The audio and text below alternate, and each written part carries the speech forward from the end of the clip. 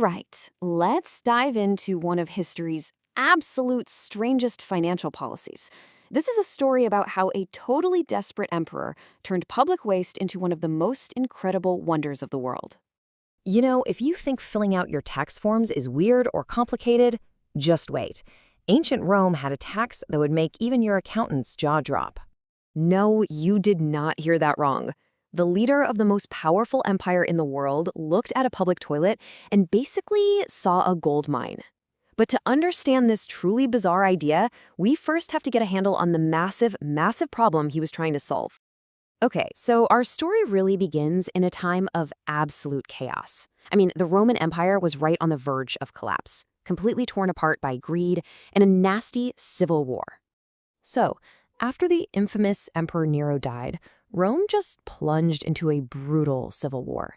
The year 69 AD actually became known as the Year of the Four Emperors because, yep, four different guys claimed the throne one after another. By the time our man Vespasian finally managed to secure power, the imperial treasury was empty. Like, totally, completely broke. Vespasian wasn't just stepping in as a new emperor. He was basically the cleanup crew for an imperial-sized disaster.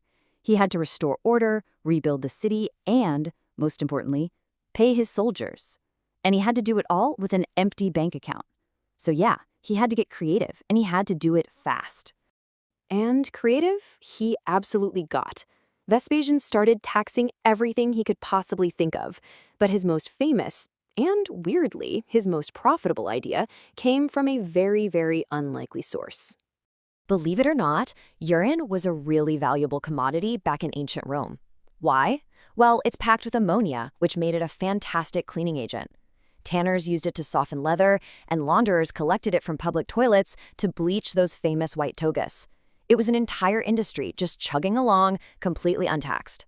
And so, Vespasian introduced the vectigal urinae, the urine tax.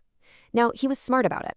He didn't tax the people producing the urine, but he did tax the businesses who were collecting it.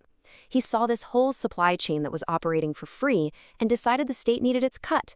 Where everybody else saw waste, he saw revenue. But as you can probably imagine, this new tax didn't exactly go over well with everyone.